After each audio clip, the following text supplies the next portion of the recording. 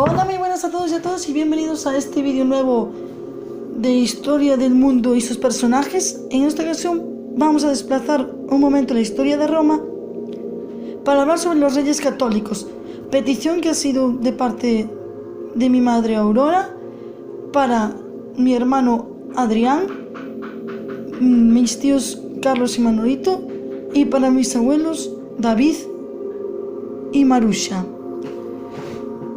En el primer apartado vamos a hablar de Isabel la Católica y luego de Fernando el Católico. Isabel de Castilla, hija de Juan II de Castilla y de su segunda mujer, Isabel de Portugal, 1428 a 1496, nació en Madrigal de las Altas Torres el 22 de abril de 1451, en un jueves santo, en el palacio que hoy ocupa el monasterio de Nuestra Señora de Gracia. Madrigal de las Altas Torres era una pequeña villa de realengo donde circunstancialmente residía su madre, Isabel de Avis, y de ella recibe el nombre que entonces no era frecuente en España. A la muerte de su padre en 1454, Isabel fue enviada con su madre y su hermano Alfonso a la villa de Arévalo, donde verían los ataques de locura de su madre. Esta época estuvo marcada de dificultades incluso económicas. En esta época Isabel se dedicó a leer libros religiosos. También trabó amistad con Beatriz de Silva, 1424 a 1491, a la que luego ayudaría en la fundación de la Orden de la Inmaculada Concepción, y a la que donaría los palacios de Galiana de Toledo. Otras personas importantes en su vida fueron Gutiérrez de Cárdenas, su esposa Teresa Enríquez y Gonzalo Chacón. En 1461, Isabel y su hermano Alfonso son trasladados a Segovia, lugar donde se emplazaba la corte, por estar cercano el nacimiento de la hija de los reyes, Enrique IV, y su esposa Juana de Avis, que iba a ser la niña Doña Juana de Castilla, lo que viene siendo, por las malas lenguas, Juana la Beltraneja. En 1465, una parte de los nobles se enfrentaron al rey Enrique, formaron un bando alrededor de Alfonso, su hermano de tan solo 12 años, y llegaron a deponer a Enrique en la farsa de Ávila. Isabel permaneció al lado de Alfonso durante ese tiempo. Sin embargo, en 1468, Alfonso murió en Cardeñosa. No se sabe si fue envenenado o si fue por altas fiebres. A pesar de las presiones de los nobles, Isabel rechazó proclamarse reina mientras Enrique IV estuviera vivo. Por el contrario, consiguió que su hermanastro le otorgase el título de princesa de Asturias, en una discutida ceremonia que tuvo lugar en los toros de Guisando, el 19 de septiembre de 1468, conocida como la Concordia de Guisando. Isabel se constituyó así como heredera a la corona, por delante de Juana, su sobrina y ahijada de bautismo, a quien parte de la nobleza no consideraba legítima para ocupar el trono por las dudas que había sobre su paternidad, que no se sabe, que decían y dudaban de que fuera Beltrán de la Cueva. A partir de ese momento, Isabel pasa a residir en Ocaña, villa perteneciente a don Juan Pacheco, marqués de Villena. Isabel estuvo comprometida a la edad de 3 años con Fernando de Aragón, pero sin embargo su hermanastro Enrique IV rompió este acuerdo 6 años más tarde para comprometerla con Carlos, príncipe de Viana. El matrimonio no llegó a consolidarse por la férrea oposición de Juan II de Aragón. También fueron infructuosas las intenciones de Enrique IV para desposarla con el rey Alfonso V de Portugal, primo en segundo grado de Isabel y casi 20 años mayor. En 1464 logró reunirnos en el monasterio de Guadalupe, pero ella le rechazó alegando la diferencia de edad entre ambos. Con 16 años fue prometida con Pedro Girón, de 43 años y maestre de la Orden de Calatrava, y hermano de Juan Pacheco, pero Girón murió por unas causas desconocidas mientras realizaba el trayecto para encontrarse con su prometida. De nuevo, Enrique IV convino un nuevo enlace entre Isabel y el duque de Braganza y rey de Portugal, Alfonso V, ya que el trato de los toros de Guisando se había acordado que el matrimonio de Isabel debía celebrarse con la aprobación del monarca castellano. La propuesta entrañaba también el proyecto de casar a su hija Juana con el príncipe heredero Juan, hijo de Alfonso V de Portugal. De esta manera, Isabel sería trasladada al reino vecino y a la muerte de este, los tronos de Portugal y Castilla pasarían a Juan II de Portugal y de su esposa Juana, pero Isabel se volvió a negar. Tras esto, el rey trató de que se desposara con el duque de Guyena, hermano de Luis XI de Francia. De nuevo, Isabel se negó. El monarca francés pidió entonces la mano de Juana para su hermano. Mientras tanto, Juan II de Aragón trató de negociar en secreto con Isabel la boda con su hijo Fernando. Isabel y sus consejeros consideraron que era el mejor candidato para esposo.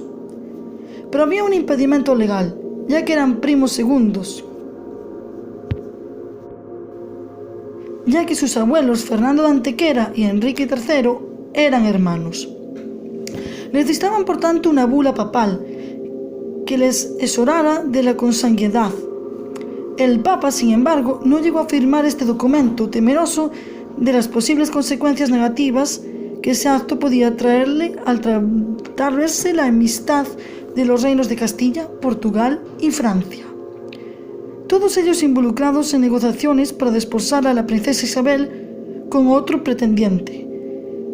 Personas del entorno de Isabel falsificaron una supuesta bula emitida en junio de 1464 por el anterior Papa Pío II a favor de Fernando, en la que se le permitía contraer matrimonio con cualquier princesa con la que le uniera un lazo de consanguinidad de hasta tercer grado.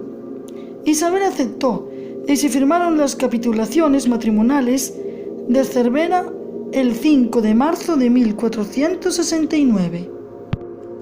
Para las esponsales y ante el temor de Enrique IV a brotar a sus panes, en mayo de 1469 y con la excusa de visitar la tumba de su hermano Alfonso, que reposaba en Ávila, Isabel escapó de Ocaña, donde era custodiada estrechamente por don Juan Pacheco. Por su parte, Fernando atravesó Castilla en secreto, disfrazado de mozo de mula de unos comerciantes. Finalmente, el 19 de octubre de 1469, contrajeron matrimonio en el Palacio de los Viveros de Valladolid. El matrimonio costó a Isabel el enfrentamiento con su hermanastro el rey. En 1471, el Papa Sixto IV envió al cardenal Rodrigo Borgia a España como legado papal para arreglar diversos asuntos políticos en la península, entre ellos este enlace. Con él trajo la bula de Simancas, que dispensaba la consanguinidad a los príncipes Isabel y Fernando. Borgia negoció con ellos y les daría la bula a cambio de que ellos le concedieran la ciudad de Gandía a su hijo Pedro Luis. Isabel y Fernando cumplirían su parte del trato en 1485. Al morir Enrique IV, Isabel se proclamó reina de Castilla el 13 de diciembre de 1474 en Segovia, basando su legitimidad en el Tratado de los Toros de Guisando. Estalló entonces la Guerra de Sucesión Castellana, que duró desde el 1475 a 1479, entre los partidarios de Isabel y los de su sobrina Juana la Beltraneja. El Tratado de Alcazobas puso fin a la contienda, reconociendo a Isabel y a Fernando como reyes de Castilla, a cambio de ciertas concesiones a Portugal. Tras la guerra, Isabel mandó construir el monasterio de San Juan de los Reyes. Isabel instruyó a sus hijos en que tenían unas obligaciones por su rango de hijos de reyes y de que debían sacrificarse mucho por ese motivo. Los llevó consigo durante las campañas militares, pero también veló siempre por su bienestar, como prueba de su valor ante el motín que tuvo lugar en el Alcázar de Segovia en el 1476. Allí tenía instaladas los reyes la corte y allí vivía en el Alcázar su primogénita Isabel, bajo la protección y cuidado de su amiga Beatriz de Bobadilla y de su esposo, el alcaide Andrés Cabrera. Este era de origen judío, lo que en aquella época era fuente de tensiones radicales, y se le acusaba de querer aprovecharse de la confianza que los reyes le tenían, además de acusarle de malversación de fondos y de tiranía. El tumulto se convirtió en un motín cuando unos provocadores, disfrazados de campesinos y con armas ocultas, alegaron a la población para destruir el alcaide y se izaron hacia el Alcázar, una masa de gente furiosa, armada con herramientas de campesinos, palos y piedras. La reina, que se encontraba con el cardenal Mendoza, cuando se enteró de lo ocurrido, pero ni uno ni otro tenían las tropas suficientes para defender la plaza. Temerosa del riesgo que podía correr su hija, la reina subió a su caballo y, acompañada por 3 guardias, cabalgó 60 kilómetros hasta Segovia. A la entrada, el obispo intentó detenerla por el gran peligro que corría, pero Isabel desoyó el consejo y avanzó hasta el Alcázar. Entró y dejó las puertas abiertas para que entraran todos los amotinados para exponerle sus quejas. Tras estudiar las quejas, mantiene en el puesto a Andrés Cabrera. El pueblo de Segovia le guardó fidelidad a partir de ese momento. Durante las campañas militares de Fernando, la reina estuvo siempre en la retaguardia, acompañada de sus hijos y pendiente de promover lo necesario. Su ayuda fue decisiva para la victoria castellano-aragonesa en la Guerra de Granada, como lo demuestran los hechos de la rendición de Baza.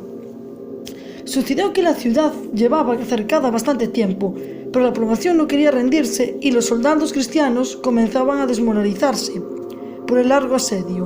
El rey Fernando pide a su mujer que se presente en el campo de batalla para levantar la moral de las tropas. Así lo hace Isabel, haciéndose acompañar de varias damas y de su hija primogénita, Isabel. El impacto de su presencia fue inmediato, no solo para las tropas cristianas, sino para la población asediada que inició su rendición, pero no ante el rey guerrero, sino ante la valerosa reina. Además, Isabel fue la precursora del hospital de campaña, al hacerse acompañar de personal médico y ayudantes para atender a los heridos en el campo de batalla. La reina también creyó en los proyectos de Cristóbal Colón, a pesar de las muchas críticas y reacciones políticas adversas de la corte y los científicos. Durante el reinado común con Fernando se produjeron hechos de gran trascendencia para el futuro del reino, como el establecimiento de la Santa Inquisición en el 1480, la creación de la Santa Hermandad, la recuperación del reino nazarí de Granada, así como la unificación religiosa de la corona hispánica basada en la conversión obligada de los judíos, sino pena de muerte o expulsión, Edicto de Granada de 1492, y más tarde de los musulmanes. Tras el descubrimiento de América en 1492, comenzó el proceso de evangelización de los indígenas nativos, confiándole esta tarea a los monjes paulinos húngaros, que se marcharon a las nuevas tierras en los próximos viajes de Colón. Los reyes se preocuparon por la conversión y el trato justo de los amerindios, legitimando la esclavización de los indígenas iniciada por Colón a los casos previstos en las leyes castellanas de la época, y prohibieron, con poco éxito, el repartimiento de indios entre los españoles asentados en el Caribe. Isabel y Fernando firmaron con Portugal el Tratado de Tordesillas en 1494, que delimitó sus esferas de influencia en el Océano Atlántico. Para sus campañas militares contó con el servicio de Gonzalo Fernández de Córdoba, el gran capitán, que intervino en la conquista de Granada en 1492, en las 2 primeras guerras de Italia y en la toma de Cefalonia en 1500. Fernando e Isabel recibieron el título de reyes católicos otorgado por el Papa Alejandro VI mediante la bula de Cinco Venit del 19 de diciembre de 1496. Dicho título fue heredado por los descendientes en el trono, tanto Austrias como Borbones. El Papa Alejandro VI le concedió la distinción honorífica de Rosa de Oro a nuestra reina católica, en 1500. Al final de sus días, las desgracias familiares se cebaron con ella. La muerte de su madre Isabel, su único hijo varón y el aborto de la esposa de este, la muerte de su primogénita Isabel y de su nieto Miguel, que iba a unificar los reinos de los reyes católicos con el de Portugal. La presunta locura de su hija Juana, que desafió abiertamente a su madre en Medina del Campo, y los desaires de Felipe el Hermoso. La marcha de su hija María a Portugal tras casarse con Manuel I de Portugal, y la incertidumbre de su hija Catalina tras la muerte de su esposo inglés Arturo, príncipe de Gales, la sumieron en una profunda depresión que hizo que vistiera de riguroso negro durante toda su vida. En las últimas fechas, ella estaba en la corte en Medina del Campo, cuando se declaró la grave enfermedad, una hipopesia, dijo como testigo Pedro Mártir. Consciente del desenlace, mandó que las misas por su salud se tornaran por su alma. Pidió la extrema unción y el Santísimo Sacramento, habiendo otorgado testamento a 12 de octubre de 1504. Falleció poco antes del mediodía del 26 de noviembre de 1504, en el Palacio Real. Ella dijo estas palabras: «Mi cuerpo se ha sepultado en el monasterio de San Francisco, que es en el Alhambra de la ciudad de Granada, en una sepultura baja que no tenga bulto alguno, salvo una losa baja en el suelo, llana, con sus letras en ella, pero quiero mando que si el rey eligiere sepultura en otra cualquier iglesia o monasterio de cualquier otra parte o lugar de estos mis reinos, que mi cuerpo sea allí trasladado y sepultado junto a él». Primeramente fue inhumada en el monasterio de San Francisco de la Alhambra el 18 de diciembre de 1504, en una sencilla sepultura según su deseo. Poco después sus restos mortales, junto con los de su esposo Fernando el Católico, fueron trasladados a la Capilla Real de Granada. Su hija Juana I y el marido de esta, Felipe el Hermoso, también reposan allí. La descendencia de Isabel fueron 7 hijos con Fernando. Él había tenido otros hijos antes de su matrimonio. Sus hijos son Isabel, nacida el 2 de octubre de 1470 y falleció en 1498. Princesa de Asturias, de 1476 a 1480. Contrajo matrimonio con el infante Alfonso en 1490. Para su muerte se casó en 1495 con el tío del fallecido Manuel, que fue rey de Portugal con el nombre de Manuel I, el Afortunado. Fue reina de Portugal entre 1495 y 1498 y murió en el parto de su primer hijo, Miguel de Paz. Su segundo hijo fue un aborto, un niño que murió el 31 de mayo de 1475. Su tercer hijo fue Juan, 30 de junio de 1478-1497, príncipe de Asturias de 1480 al 1497. En 1497 contrajo matrimonio con Margarita de Austria, hija del emperador germánico Maximiliano I de Habsburgo. Murió de tuberculosis poco después. Tuvo una hija póstuma que nació muerta. Margarita se fue de España y se encargó por un tiempo de su sobrino Carlos, futuro emperador Carlos V. Su cuarta hija, Juana I de Castilla, 6 de noviembre de 1479 a 1555. Princesa de Asturias desde el 1502 al 1504, reina de Castilla desde el 1504 al 1555, con el nombre de Juana y popularmente conocida como Juana la Loca. En 1496 contrajo matrimonio con Felipe el Hermoso de Habsburgo, también hijo del emperador Maximiliano I. Con él entró en una nueva dinastía en España, la de los Habsburgo, que formaban la Casa de Austria. Su primogénita fue Leonor de Austria, 1498-1558. En 1500, Juana fue por segunda vez madre, esta vez de su primer hijo varón, el futuro Carlos I, quien la sucedería y sería también emperador del Sacro Imperio Romano Germánico como Carlos V. En 1503 dio a luz a Fernando, sucesor de Carlos en el Sacro Imperio Romano, como Fernando I, y resultó la rama austriaca, imperial de la Casa de los Austrias. Mentalmente afectada por la muerte de su marido, fue recluida por su padre Fernando en Tordesillas, donde murió. Su quinta hija fue María, 29 de junio de 1482 al 1517. Contrajo matrimonio en 1500 con el viudo de su hermana, Isabel.